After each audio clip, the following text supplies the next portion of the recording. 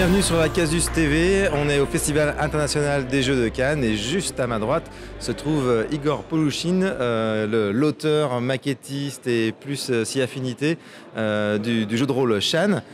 Igor, tu es sur le salon là avec Shan, est-ce que tu peux nous parler un petit peu de l'actu du jeu ?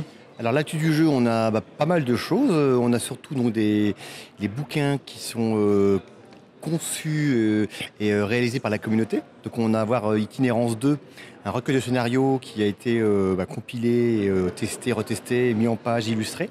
Donc le premier est déjà sorti. Là le deuxième, on attend les dernières illustrations pour le finaliser. On a pas mal de choses dans les tuyaux, notamment par rapport à Guide du voyageur numéro 2. Donc c'est pareil, il y a toujours des choses qui se compilent. Et en septembre, on va avoir une souscription pour lancer une grosse campagne qui sera à haut niveau, encore une fois, mise en place par la communauté, alors à laquelle on travaille aussi évidemment, mais c'est vraiment la communauté qui reste moteur de ça.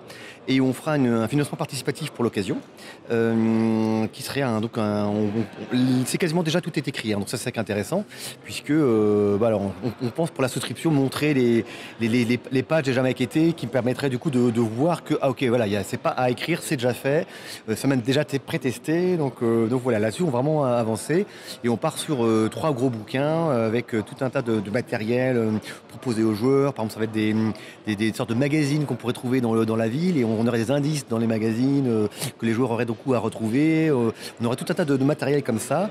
Et cette grosse campagne est intéressante dans le sens où en fait, elle n'est pas forcément hyper complexe. C'est pas ça l'intérêt du truc. C'est qu'on va avoir un point A à un point B à suivre, et on a tout un tas de zones entre ce point A et ce point B qui vont être décrites, et où en fait, au contraire, on encourage les joueurs à aller explorer.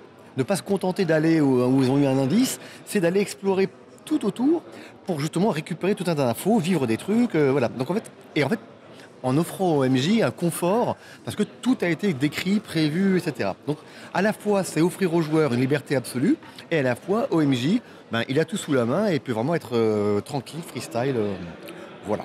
Et du coup, la gamme Shan va comporter beaucoup d'ouvrages. C'est vraiment, il y a eu un très beau suivi, et j'ai même cru comprendre que beaucoup des premiers ouvrages, comme le livre de base, arrivent quasiment à épuisement. Oui, c'est épuisé. Donc maintenant, on part dans un principe d'impression à la demande qui permet du coup à nos distributeurs d'avoir des petites quantités et de pouvoir réassortir très rapidement et facilement au besoin les points de vente, et de pouvoir faire 100, 200 exemplaires sans avoir de problème de stockage ou choses comme ça, dans le jeu de rôle, c'est un des soucis qu'on peut avoir, c'est qu'on est obligé d'imprimer beaucoup pour avoir des choses pas trop chères.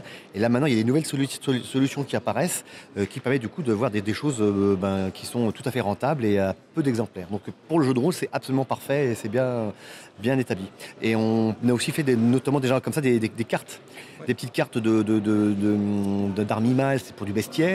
On a fait aussi des cartes de nouveaux pouvoirs, et ça permet d'avoir comme ça du matériel en plus qui peut se faire à l'unité et qui est très souple en termes de production. Eh bien écoute, merci Igor, bon courage pour tous les projets. Merci. Vivement le financement de la campagne. Merci beaucoup, et puis surtout longue vie à Casus, parce que c'est quand même c'est là depuis longtemps, et pour très longtemps on espère tous, donc voilà. Ouais, on espère qu'il nous survivra. Merci à toi Igor, et puis à bientôt, bonne fin de festival. Au revoir.